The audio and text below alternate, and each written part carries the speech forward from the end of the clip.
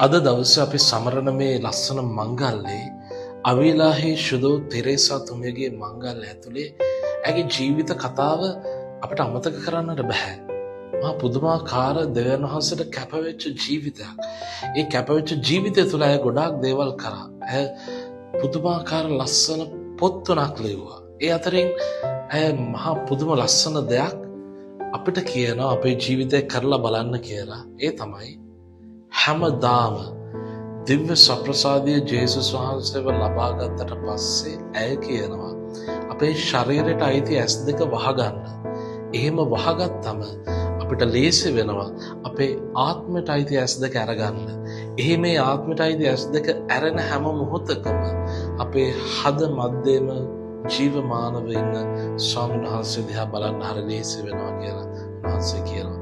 ඒ නිසා මේ මංගල්‍ය සමරන ජනතාවක් හැටියට අපි ජේසුස් වහන්සේ ලැබුවම ඇස් දෙක වහගෙන ආත්මය අවදි කරගමු.